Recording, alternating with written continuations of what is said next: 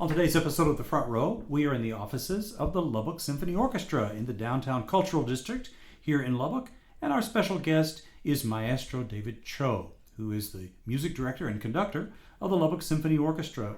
Maestro Cho, David, welcome. Thank you so much for being our guest on the show today. Thank you, Clint. I'm thrilled to talk about our concert tonight. It's a wonderful concert coming up tonight. And it's a little bit unusual in that it's not, some classical pieces played by the Lubbock Symphony, but a whole new sort of genre. Tell us about it. It's a film with live orchestra series, and tonight will be Jurassic Park. Before we get into the history and details of the movie or the music, we have found out that our community really supports and are thrilled about watching movies with a live music produced by the Lubbock Symphony. So we're thrilled to share with the community. In the past, we've meddled with some shorter films, and of course Star Wars was a big hit 2 seasons ago. And it's our desire to do this on a yearly basis. I think it's a great... it'll bring the people who would normally attend the symphony through the doors of the Buddy Holly Hall. I think everyone in our community should see the beauty and the world-class acoustics of the Buddy Holly Hall. And of course, the Lubbock Symphony, we're almost 80 years young, and it has come a long way, and it's a great flagship orchestra of West Texas. So if you haven't seen the Buddy Holly Hall or heard the Lubbock Symphony, I just want to encourage every listeners to come attend one of our shows. So this is so great on a number of levels. First of all, a famous movie in HD projection into the Buddy Holly Hall. I mean, that's got to be impressive just to watch it, right? Yes. And in this case, you have a world-class film score, music by John Williams. So the orchestra, the Lubbock Symphony, has something to play live at the moment. How cool is that? It's exciting, and the score of John Williams is so attentive to the drama of each film, whether it's Star Wars, Harry Potter. In the Jurassic Park film score by John Williams, you can hear a lot of Prokofiev and Elgar and maybe even some E.T. John Williams was obviously very busy composing during these years, and he didn't have time to write all original music, so he borrowed. In fact, he borrowed from other composers and even from himself. And this particular score is quite interesting in a way, harmonically speaking, ambiguous. Naturally, the movie is full of mystery, and with Halloween, it's how appropriate is it? I mean, isn't it so appropriate? Right. And it's a cautionary tale of the 1990 novel by Michael Crichton, and it's so ingeniously crafted and edited and made. It won practically all the known accolades, Grammy, Academy Awards. I mean, best sound effects, best animated animation. Right. So I think the musicians are really excited to play this score. Because this is quality music. This through history there have been great film scores, music by Aaron Copland and Korngold and all these great people, and Williams has another great score to play, right? He certainly does. And we were talking about this earlier. When John Williams appears on the stage of the Berlin Philharmonic, everyone is in awe. That alone speaks about the reputation he carries with him, not only as a great composer, but just a great human and great communicator. Yeah. I really wish I had the opportunity to meet him in the near future. Yeah, absolutely. So how is this different for you? This is really interesting to me, and I think to our listeners as well.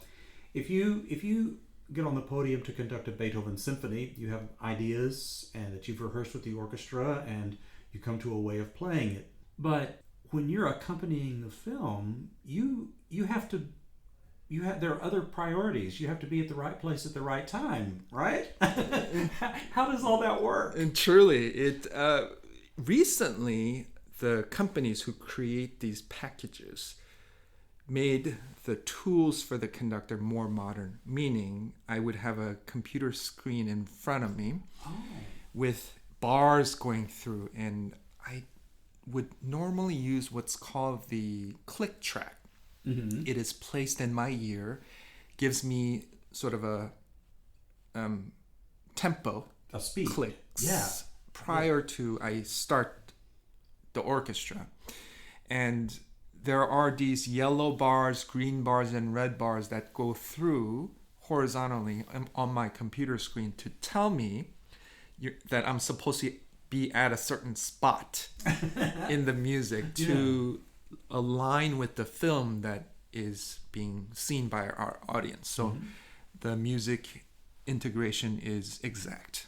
Right. For some movies, including Star Wars in many ways, we have some flexibility. We don't need to be right on with the click track. Mm-hmm. However, the last film with live orchestra we performed in Lubbock was Nightmare Before Christmas. That was very difficult because when Jack sings, our orchestra need to be right on with him. Yeah. And that was one very difficult thing to do. Yeah. With Jurassic Park, there's some flexibility. Okay. As long as we begin each movement, I can be flexible with tempos. Okay. Yeah. Right. Okay.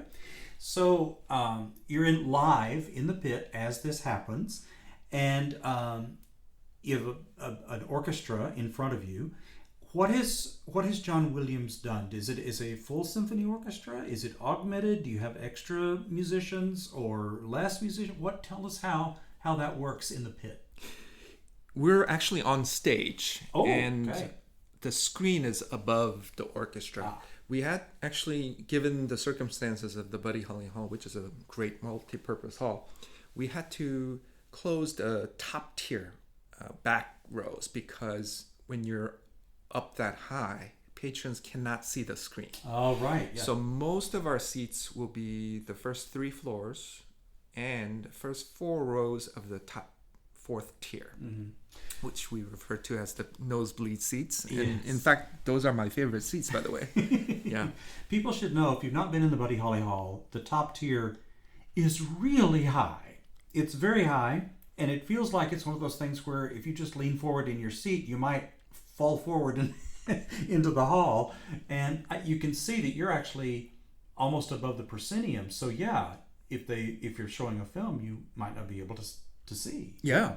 Right. And the film team has been very flexible to move the screen forward, backwards, or get rid of the curtain and things like that, so that our audience could have full view of the screen. Right. It'll have subtitles, so in case the music is overwhelming and you can't still decipher what the characters are talking about. So it's going to be a great, extraordinary experience. It's going to be very different from a normal movie theater experience. It's a live orchestra, and something about hearing our violinists vibrating with their wrist in time with movie that is happening. It has that layer of sophistication and meaning that we can bring to the fore to our audience. So it's an extraordinary experience for the performer and the audience. This event is tonight in the Buddy Holly Hall, and it features an HD screening of Jurassic Park, but the orchestral accompaniment is live by the Lubbock Symphony Orchestra with conductor David Cho. David, I know there's not too many tickets left, but for people who might want to come out tonight, how can they obtain those? Yes, I would suggest you call us right away, 762-1688. That's our box office, or go online at lubbocksymphony.org. It has very clear links to which you can access the ticket purchases. Perfect. Yeah. It's Halloween and it's going to be a little chilly outside. So what a wonderful way for families to be toasty and warm and inside the Buddy Holly Hall enjoying this wonderful and scary and mysterious cautionary tale of Jurassic Park. Right. What a wonderful event. Tonight, Halloween night, in the Buddy Holly Hall, Jurassic Park, with the Lubbock Symphony Orchestra. David Scho, thank you so much for being our guest on the show today. Thank you, Clint.